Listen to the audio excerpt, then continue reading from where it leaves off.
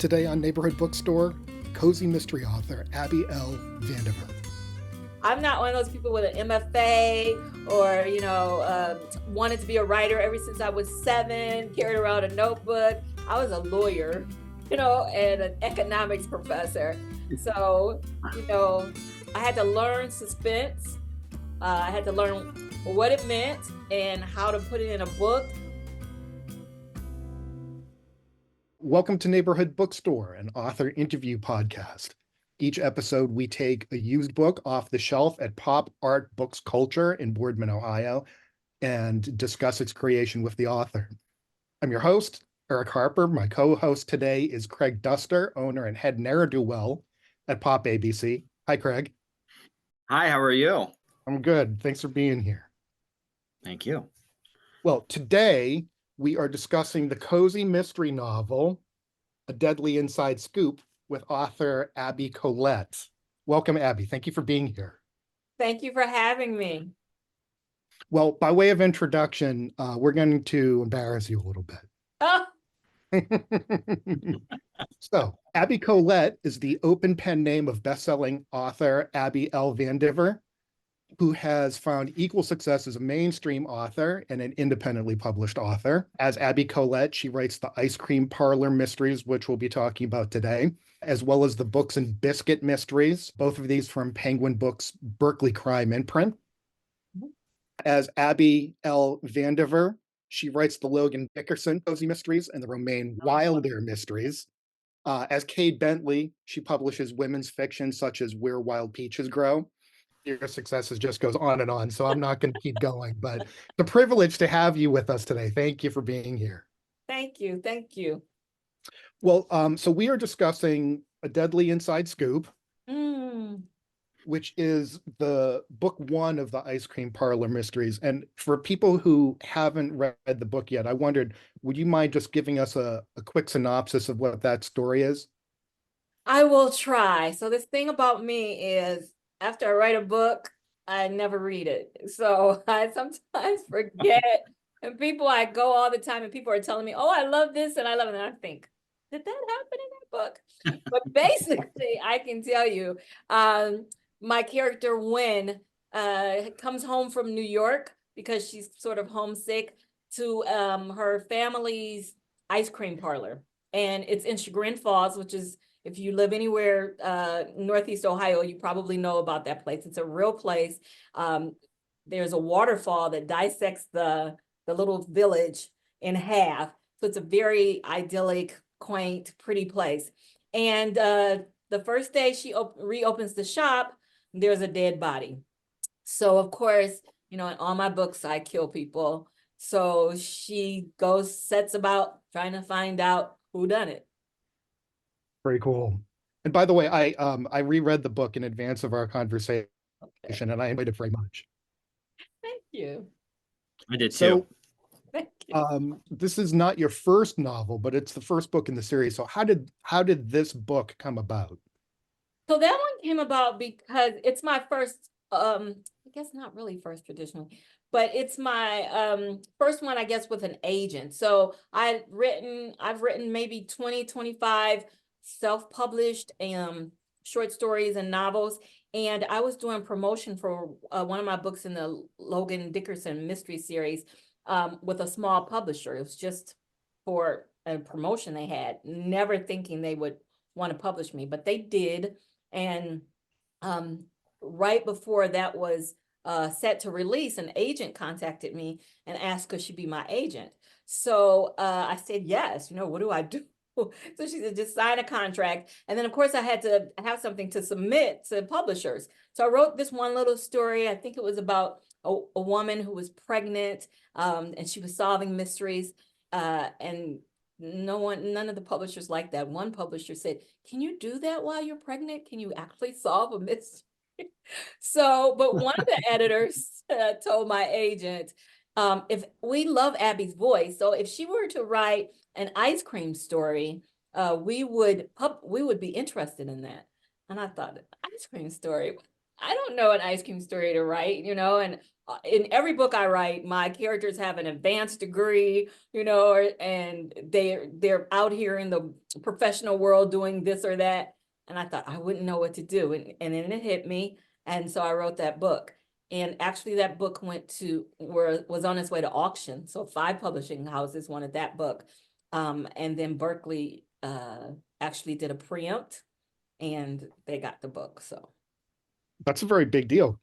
yeah, that Congratulations. was a big deal. I didn't know it. I had to look up all those words as my agent was telling me because I had no idea what, I knew an auction, but I thought is literary auction the same thing? And then a preempt. It took me a while to get what that meant. So I learned a lot. That's amazing. Well, you mentioned that in your previous books, the characters, have a professional background, they have advanced degrees, and it seems like there are a lot of common elements in all of your books like that. Would you mind telling us a little more about that and why you made that choice? Well, you know how they say you write what you know. So I know about that. I have 3 degrees. So I spent most of my life in college trying to get them. And it's just part of me. So that's something that I always put in there. Another thing I always put in there is my mother's personality. I will always have an elderly person in my stories. And that's because my mother, I was what they call back in my day, a midlife baby. I guess it's not a big deal nowadays to have babies as you get older, but back then it was a big deal. And so, when I was 10, she was about 55. And in those days, I thought, oh my gosh, she's ancient. She's just going to die any minute. Now that I'm older than 55, I don't think it's old at all. But as a 10-year-old, I did. So that's my concept of my mom in my head is that she's old. So I always put older people. And plus, older people are wise. They live this life. They know lots of things that we don't know. And so you always need, especially in a cozy mystery, someone to ground that person who's off chasing after a killer. People don't get that about cozy mysteries.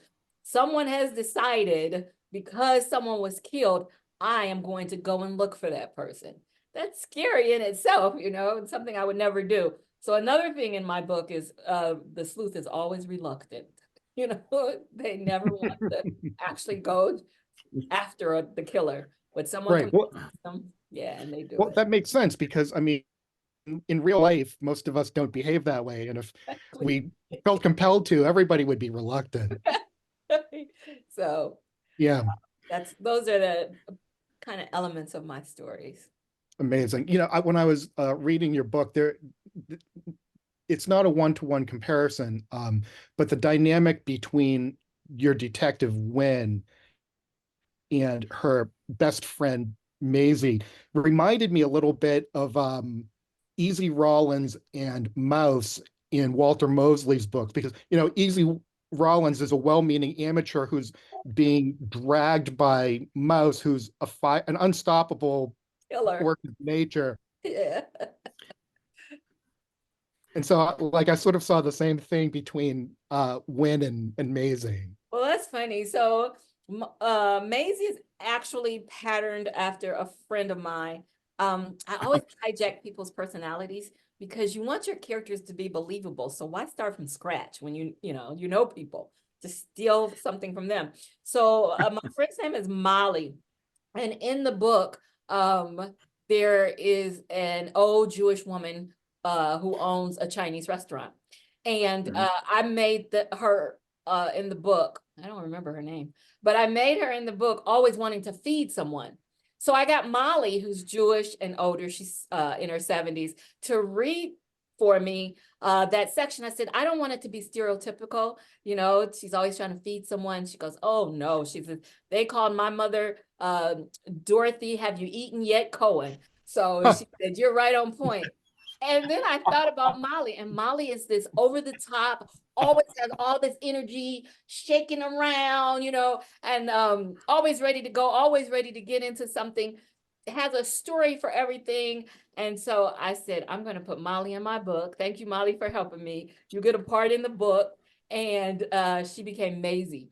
And on reviews, people say, oh, Maisie is just over the top. Maisie is always trying to get into something. She just gets on your nerves. And I go, I captured Molly to a T. How did Molly feel about this? Oh, Molly loved it. She's Maisie. She's like, oh, thank you. Oh, and if she's in the audience anywhere I'm speaking or she hears me, she says, tell them about Maisie. Tell them how you came up with Maisie. She wants me to tell that story. You know? She's ecstatic about that character being modeled after her.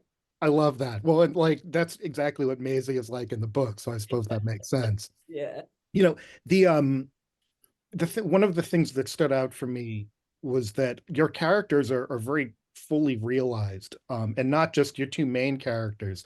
And that's not always something you see in a cozy mystery, because a lot of times especially the sporting characters tend to be very broad. Yeah. But Wynn's whole family, that they just all have rich personalities. So I guess, to what degree is her family based on your family? Oh, so whenever I'm writing a cozy mystery, I write it in first person point of view. So who's ever talking is usually a part of me. So usually the main character is my personality a lot of times. And not all of it, but certain things, like you won't ever see one of them eating onions because I don't eat onions.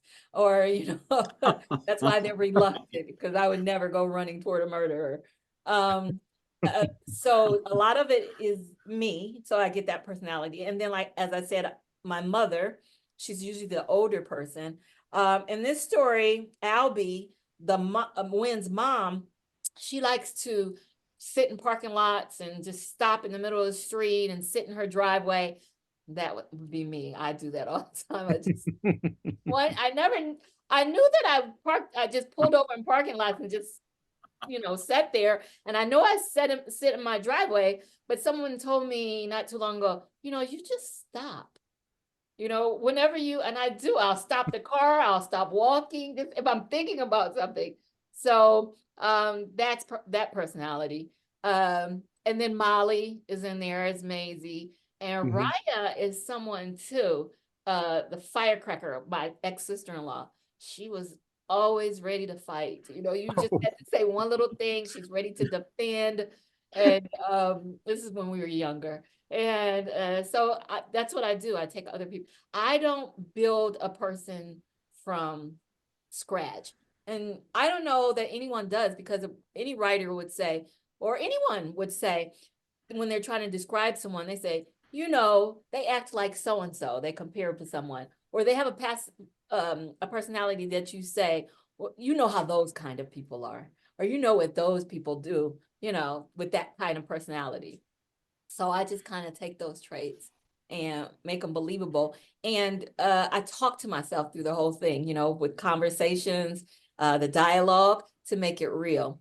Well, another way your book stood out to me is that a lot of times in cozy mysteries, you have an amateur detective who is eccentric, or is an eccentric line of work. They get pulled into trying to solve a mystery, but your characters actually have a personal stake in what's going on. Yeah. So they're not just bystanders, like they are involved in every aspect of the mystery. How did you make that choice? The publisher makes that choice. Oh, really? Yeah. So in my books, you'll notice in the ones that I self-published, there probably wasn't a connection in them. And like the Logan Dickerson mystery, the first murder that's being solved, Miss Vivi and Logan solved together. Miss Vivi's family runs a B&B, and someone came in to eat, and they killed over in the bouillabaisse, dead. And so Logan she was visiting the B&B as well, staying over as she was a guest, and had nothing to do with it. Miss Vivi's daughter owned the B&B, but she had nothing to do with its reputation or anything. But they decided they're going to solve this mystery. Miss Vivi decided and dragged Logan along.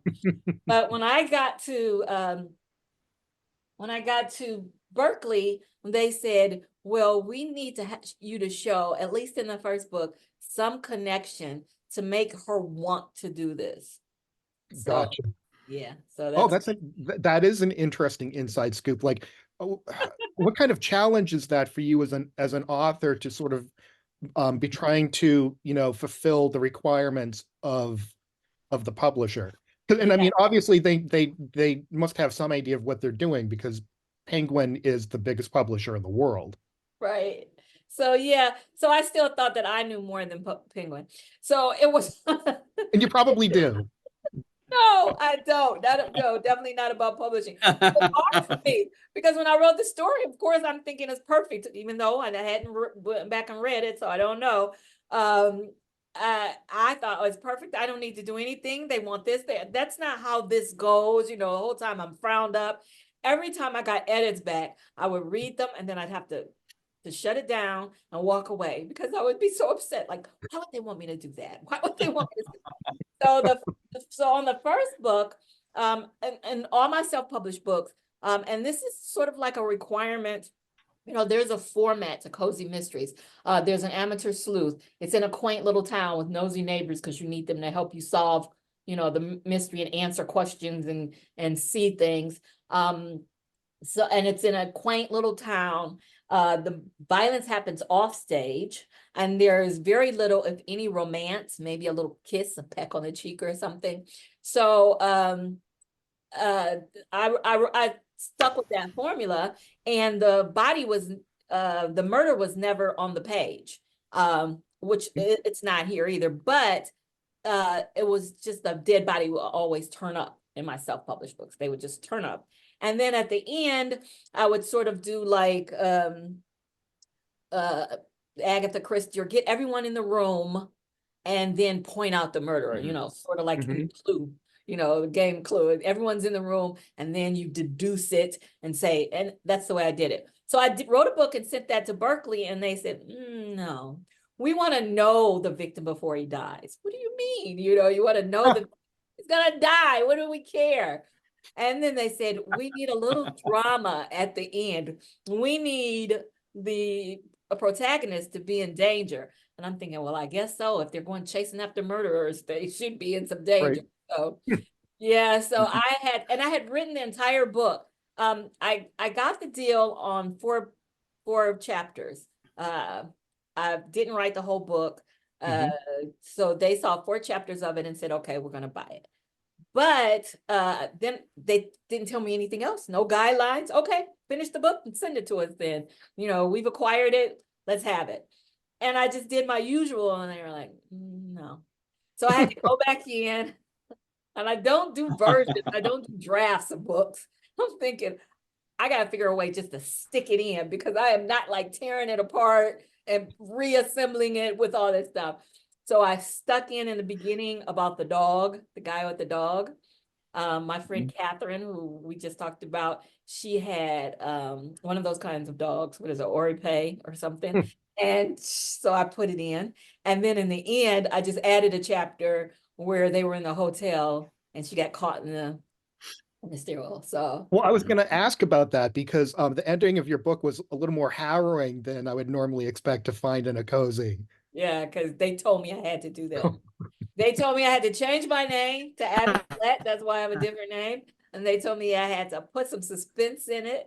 And I worried about those things because I'm not one of those people with an MFA or, wanted to be a writer ever since I was 7, carried around a notebook. I was a lawyer, and an economics professor. So, I had to learn suspense.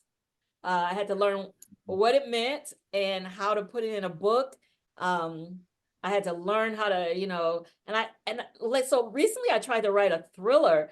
Actually, I thought I wrote a thriller to everybody read it. And then I go, okay, it's not a thriller because, I'm going to keep trying though, until I get it right. Because I did the same thing with my women's fiction. I did not know how to write a women's fiction. And I just kept reading books until I learned. And the same thing with short stories. I thought whoever can write a short story is a genius. Oh my gosh, I can't write them.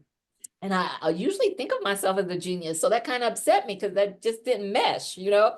And so I taught myself. So the first short story I wrote was 20,000 words long, which is not a short story. And then I went to 14 and then to 7. And then finally I got to 5. And I felt like, okay, I've done it. So it was kind of hard. But you know, as I look back on it, it was a really good learning experience. And it helps me now because I teach writing classes, and a lot of people have the same ideas I have self-publishing.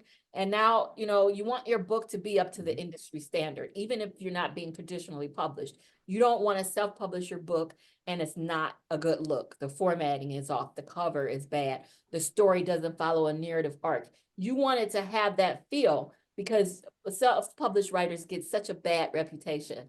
You know, the books aren't good. So, and you have to know that there's rules to writing. So that really helped me. Reluctantly, I learned those rules. And Right. I Well, followed directions, yes. excellent. Well, because for better or worse, in traditional publishing, there is a gauntlet that the author and the book have to go through. Exactly. Yeah. And you don't do that when you self-publishing. You may send it to an editor or a proofreader. You should send it. But they go through, you know, different rounds of editing. They won't even accept it. So when you get an advance, they don't give you all the money up front. You know, you hear people, they get this big advance. They give you a little bit of it. They give it to you usually in like thirds. So the first third is on signing the contract, but the second third is when they accept the manuscript. That means you've sent it to them, they read over it, and they say it's okay. That doesn't always happen. A lot of times they'll say, you know, like with a Daily Inside Scoop, no, we need a little bit more. We need something different. You know, and first I was thinking, I just need to get my hands on my next pay. What do you want from me? You know? So, but they won't send you that check until it's where they want it to be. So You have a very impressive background, but you're right. It doesn't inherently lead to a career as a writer. How did you go from an economics degree and a law degree to being a novelist? yeah, I don't know. So, you know, as a lawyer, you know, you write persuasive things. So I've always been writing. Economics is math based, so there wasn't, but I have a master's in public administration. So I would write grants and things like that. So I had experience in writing, but I never thought about fiction, although you may argue that briefs that lawyers write are a lot of fiction, but because they're not supposed to be. But I never thought about using writing in any other form. It was secondary to whatever profession I was a part of. But I got sick, real sick, and they didn't know what was wrong with me for like 4 years. I was so sick that I couldn't get out of the bed. And I started writing to have something to do because all I did was worry. You know, they couldn't find out what was wrong with me. I wasn't getting any better. And I would just sit all day and on the internet and Google what could be wrong with me and, you know, how to fix it. Then I'd find a doctor who specialized in that and tried to get them to do, you know, it was just craziness. And I go, I need to take my mind off of this. So, but I wrote my first book. I worked for the Cleveland Clinic, a big hospital here, and it's kind of like in a few other places, and they fired me. And at the time, I was taking care of my mom, who was 82. My mommy was 82, and I had 2 teenage children. And so it was like hard. And I went home and I remember telling my mother, I said, Mommy, I got fired. And she said, oh, what are you going to do? I said, I'm going to write a book. And I don't know where that came from or why. And that book is about Martians and dinosaurs. It's called In the Beginning. I have it here. In the Beginning. And it just like has nothing to do with trying to find a new job, right? So I could take care of my mother. And I had typed it all out. I had a computer, printed it out, got it bound at the Kinko's. We had Kinko's back then, and forgot all about it. My mother passed, and I did different things, finished raising the kids. And while I was sick, my daughter said, I found your book in my garage. And I thought, book. And did I have a library book? And she brought that to me. And I thought, it was only a printed copy, and I thought I can do an electronic copy. That'll give me something to do to retype this book. And while I was typing it, I thought, oh, this is really good. It wasn't, but I thought it was. And so I typed it and called myself fixing it up, and I published it. So that's how I got started. So that Amazing. was 12 years later after I did that. So like you're basically, after you left your job at the Cleveland Clinic, you received sort of like divine inspiration that you should write a book. That's funny because I always joke about this book to show that I didn't really know what I was doing. You Google in the beginning and you will not get Abby Vandiver. You will get God, right? So I had to compete. I didn't even know about marketing. I had to compete with God, to market my book. It's like, you don't know what you do. And then it's a mystery, and it was like 120,000 words. A mystery should be like 80,000 words. But I was just happily right. Even my mother, I guess, kind of knew she didn't write or anything, but she was like, you have to finish that book sometime. I just kept writing. So yeah, I definitely was divine inspiration in the beginning. And the person in it is a biblical archaeologist. So Oh, wow. yeah. That is interesting. Yeah, it was fun. And so when I did learn that you're supposed to show and not tell, and that, there's a such thing as run-on sentences, and that, there's a rule for the amount of words, and I kind of put it together and I published it on Amazon, and people wrote in the reviews, when is the next book coming out? So it wasn't so bad, and so there's 3 books in that series. Oh, And wow. yeah, people kind of liked it, but they were like, it wasn't, peril around every corner. And I just, still today, I can't write that peril around every corner, although I'm going to learn. And so I started writing cozies because they're slow, beach read, fun kind of books. They make you laugh. They're not intense. So I kind of switched over from just mystery. Well, it seems like it was a wise choice. Yeah, I think so. Because Inside a Deadly Inside Scoop did well. It was a question on Jeopardy. Really? Yeah, Wow. I know. And then the Chagrin Public Library is, not the library, the Chagrin Theater is adapting a play based on it that'll come out in September as Oh, well. that's very cool. Yeah. Well, that reminds me of another question that I had. A lot of cozy mysteries, they'll take place in an idyllic location of some kind, but most of them seem to be the author's invention. Yeah. Whereas you set yours in a very real place that readers could visit. Yeah. Why did you choose, say, this is in Chagrin Falls? So Chagrin Falls, they have a couple ice cream shops. So I have 4 grandchildren, and I said, let's just take a ride and go get some ice cream. So we went to the popcorn shop where I eventually placed the story, popcorn shop, and we got ice cream. But when I got there, as I said, there's a waterfall there.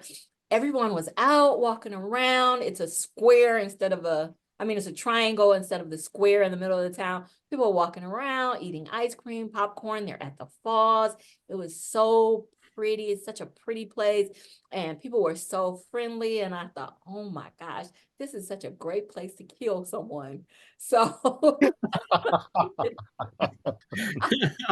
that's where I put in my book. This is the perfect, and everybody was so friendly, just like they need to be, And I was talking to people, and they just, oh, if you want to learn about Chagrin Falls, go here. And oh yeah, just ask so and so in there, Joe down the street. And I thought, oh, this is perfect.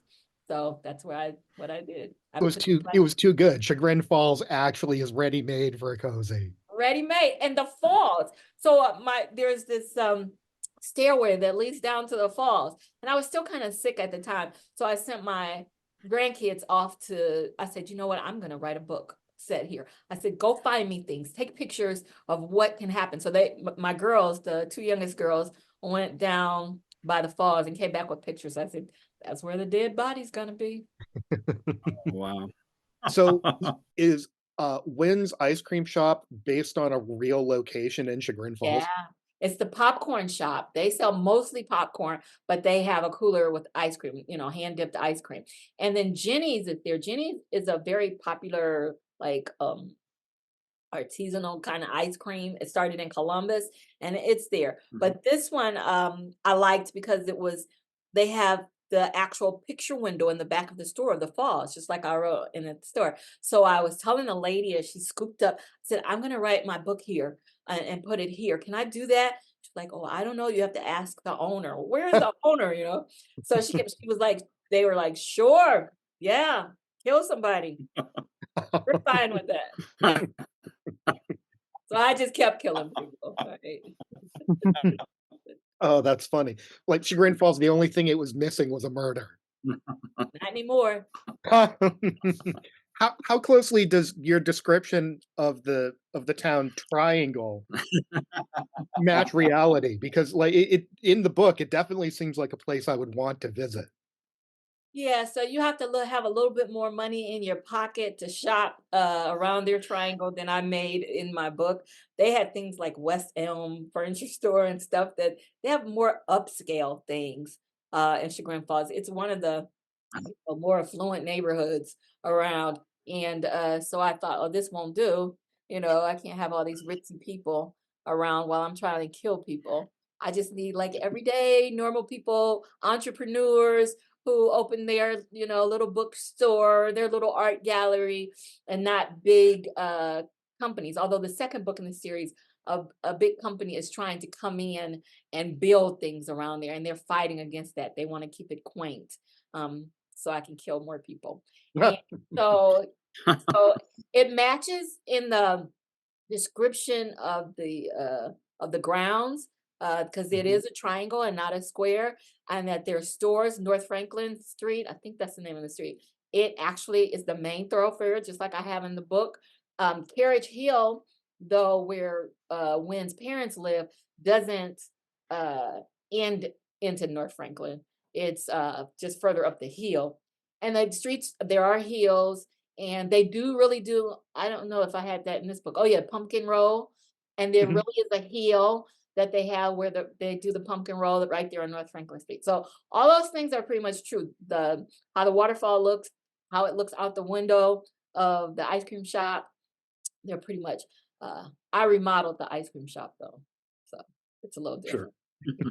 Well, I and got when rid of the houses popcorn. Got rid of. I made popcorn ice cream. It's interesting that you sort of describe the community around the square, because one of the things I noticed in your book is that while Wynn and Maisie are initially um, investigating the crime that happens, obviously they're amateurs, so they're sort of inventing their investigation by scratch, but also they're stumbling around quietly on their own, which makes sense because in cozies, even idyllic communities tend to be kind of ominous because anyone could be the Murder. murderer. Yeah. But in your book, their investigation doesn't really take off until they like engage their community. They activate their community. Yeah. Um, tell me about tell me about that choice, because community, like the community in your book is a character. Yeah, I like that you noticed that. I don't know that I noticed that. Oh, So I believe in community because whenever I speak, I always talk about the writing community is so important. I'm having a writer's retreat, and during the writer's retreat, I talk about building community. Anywhere I speak, I talk about finding your tribe. So that's important, but it's really important, as I said initially, in a cozy mystery, because you need the community to help. You need them to have heard what went on, to tell you about the people that are involved, who they think it is, or even information about the victim. Because in the first book, Wynn didn't know the victim. Her parents knew him. So she had to find out, and something they had kept quiet. So community is so important just in a cozy mystery, period, because you need information. You don't have the resources that a police officer would have, you know. right, of course. Um, Although police officers use community too. They go out and question everybody. Well, I suppose that's true. That's true. They canvass neighborhoods. They're asking questions of everyone. Yep. Um, your cozy is sort of a knowing cozy, and that your main characters um are already mystery fans. Maisie especially watches a lot of like BBC mysteries and PBS and stuff like that. So she's basing a lot of her approach on her experience of pre-existing mysteries. How did that change your approach as a writer writing this mystery? You know, like with characters that are living real lives in their universe, but they also kind of know they're in a cozy mystery. I actually did that in the Books and Biscuits book. They one of the characters was an owner of a bookstore, and she read cozy mysteries, and it's about a pair of twins. She said to her twin, "It's like we're in a cozy mystery." I don't I don't think that I did that in my other books. My other books, the Romaine Wilder and the Logan Dickerson mystery, it was older women who dragged younger women into it because they know everything. They can fix everything. They want to know what happened. Uh, and so it was a turn. I tried to make it different Mhm. in each book that I write. Um, uh but always, whoever the main character is, they were dragged into it. So i I put TV in for Maisie, and for Keaton in the other book I put in books. But I don't know that I did that in any other books. I think they were just, someone else had that curiosity and pulled them in.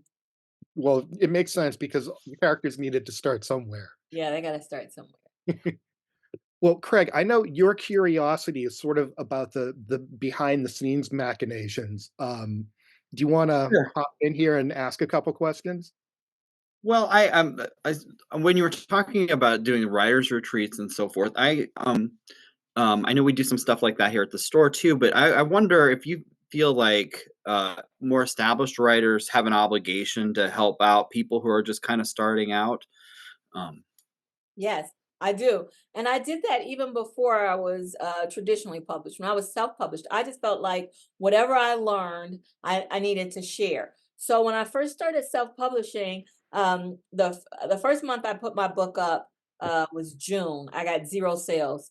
In July, I got 0 sales. In August, I got 5. And in September, I got mhm. 522 because I learned. And as soon as I learned how to sell books, people started telling me I haven't sold. When I sold the 5, people told me in 1 month.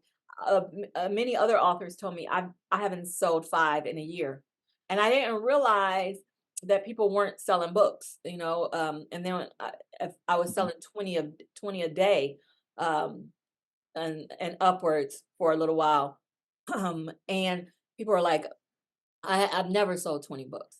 So I felt like I needed to share what I learned. And I've always been a teacher, no matter Mhm. what profession I'm in. I've always shared and taught what I know. So I've been doing that. And then now I do things like self-publishing versus traditionally publishing, so that people will learn. You can't make informed decisions about your career as a writer if you don't know both sides of it. So I do. I feel an obligation to share that. Usually I share that for free, and everyone's always yelling at me, "You should charge for this." So I'm starting to do a few things to charge for. People have even come Uh-huh. to me and say, when you said you'd help me and you wouldn't charge me, I thought, that's crazy. I said, yeah, people tell me that. But it's just important to share that Mhm. knowledge. So I do. Nice. So, how much different is the process between self-publishing? You mentioned a couple of things about the writing process and so forth, but as opposed to, I mean, how much different is do you write differently in mind of whether it's going to be a self-published book as opposed to a something that's going to be submitted to a publisher? I don't think so. You want all your books to be good. The only difference is in a self-published book, it doesn't have to be as long. So whereas my cozy mysteries that are self-published, they're about 35 to 50,000 words. And my traditionally published books are anywhere from 75, 80 to 90,000 words. That's the Mhm. main difference. I still try to tell the same story. I follow a narrative arc. I don't introduce a whole bunch of characters. I show and don't tell. I think it's the same thing. And that's what I like to emphasize to indie authors, is that just because Berkeley or St. Martin's Press or Kensington isn't publishing your book, doesn't mean it shouldn't be on the same level. Professionally, the cover, the formatting.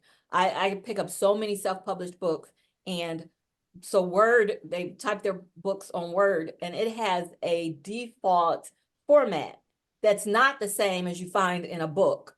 But people don't realize that, so they type it, they put all kind of tabs and things in it, and then when you print it, it's just not good when it comes up in print or when it comes up on your ebook. So those things are important to get those right. Mhm. So I do that for both books. And one thing that people say often to me is, well, I don't want to be traditionally published because I don't want to lose control of my book. You don't lose control of your book. When you sign a contract, it's for publishing rights only. Every book you look inside, the copyright is going to be to the author. And I tell people, as if it's a secret, that you can always find the author's real name on the copyright page. That's because it's legal. It has to be their real name. It can't be their, but I just make it a joke, because people are always asking me about my pen names. And I say, well, if you want to know my real name, you just look on a copyright page. So don't go looking on the copyright.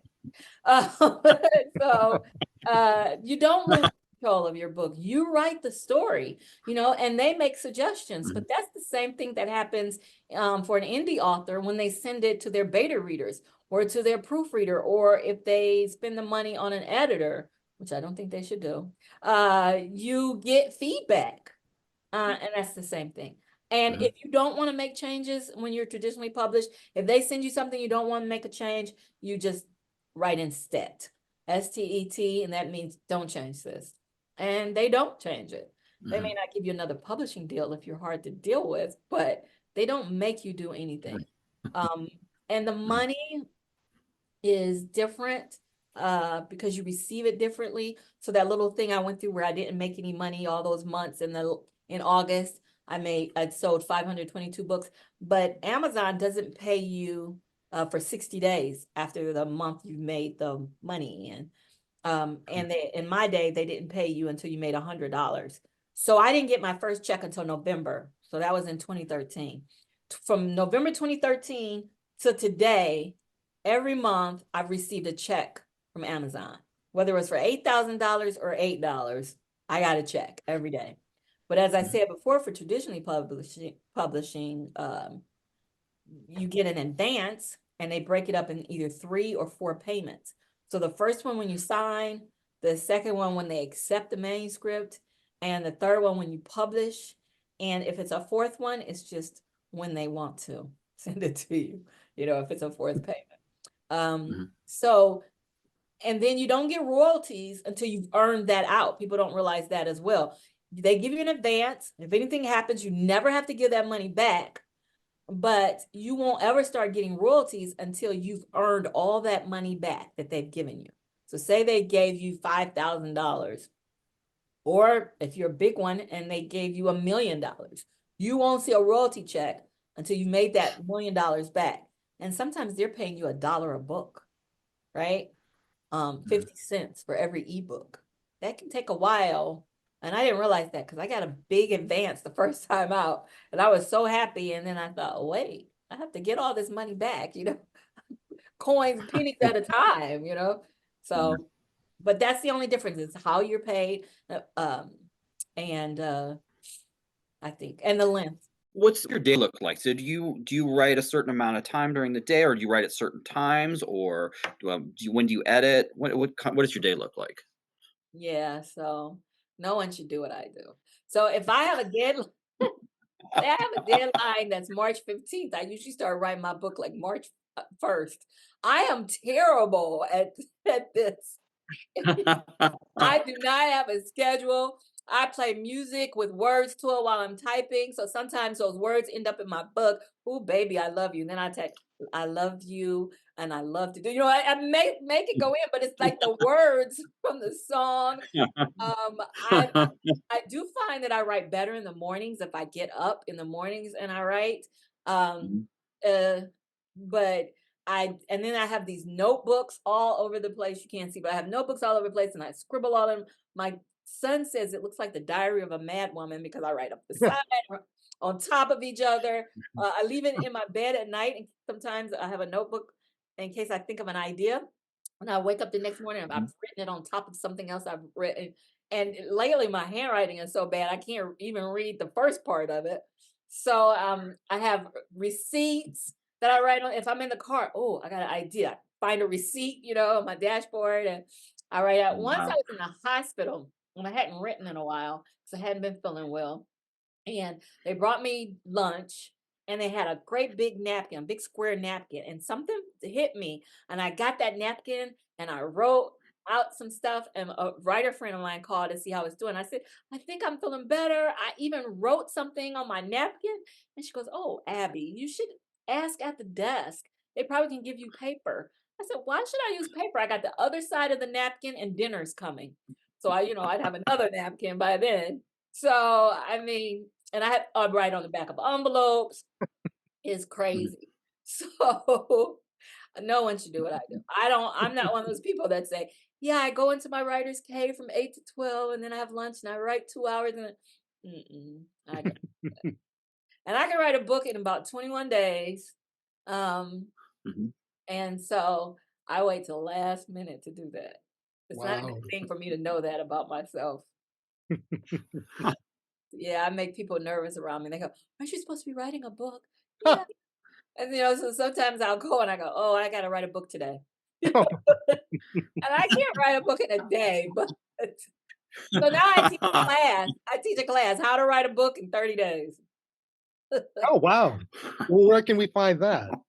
I teach it all the time. I'm going to teach it Avon Lake. It's going to be a Zoom class. They've had me come 2 years in a row to teach that class. I've taught it with Mhm. the International Women's Writers Guild. I've taught it with lounge writers in Texas, all over Ohio. I've gone and taught that class.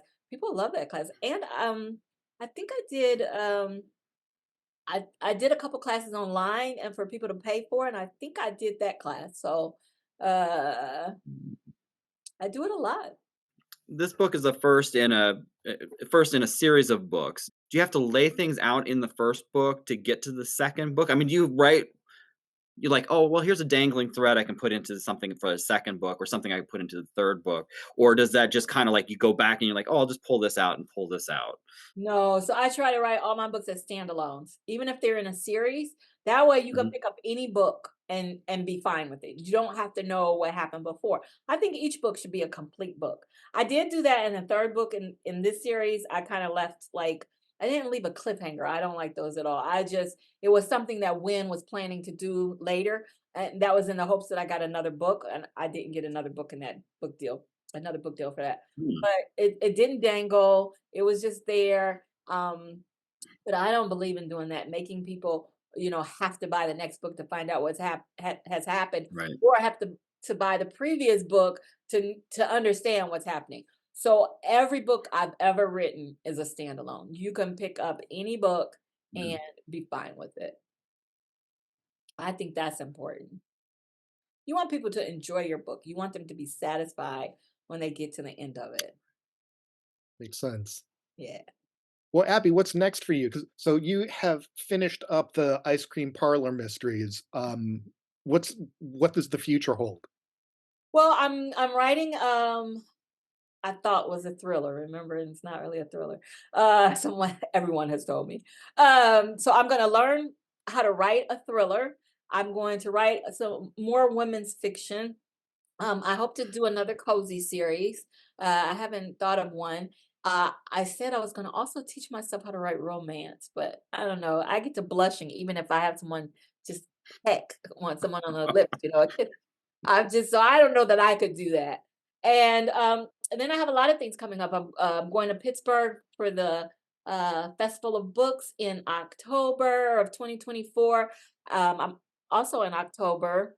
I'm going to Oregon to a Festival of Books. I've got so many things that I'm teaching, classes that I'm teaching coming up this year, all through the summer and through the fall. I've already set up things. It's rare that I don't open my email and someone's asking me to speak or to come and teach. So I do a lot of traveling, especially around Ohio. I do these kind of things a lot, Zoom calls. So and it's all based on writing. The writing craft classes, the business of writing, and writing my books. So I'm working on 3 books right now. And then I'm gonna try my hand at a romance maybe, and then I'm gonna write it cozy. So got a lot of things going on. I'm excited about it. Yeah, it sounds very exciting. Yeah. Where can people stay up to date on information about what you're doing? So I let my website go because I never kept it up to date, but I just the other day started a new one. So you'll be able to find it there. It's author at I think it's author Abby L. Vandiver. But if you follow me on social media, I'm on Twitter, I'm on Instagram, I'm on TikTok.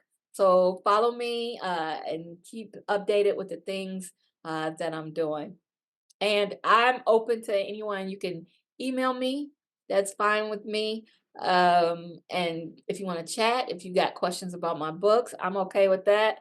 I'm okay with you contacting me through any of my social medias. I don't mind. I'm not real good at reading emails when I get them. But just hang in there, send me a nudge. It's okay. I won't get frustrated. I'm like, oh yes, they did write me. So it's not that I'm ignoring. I'm just bad at that. Sort of like my waiting to the deadline to write the book.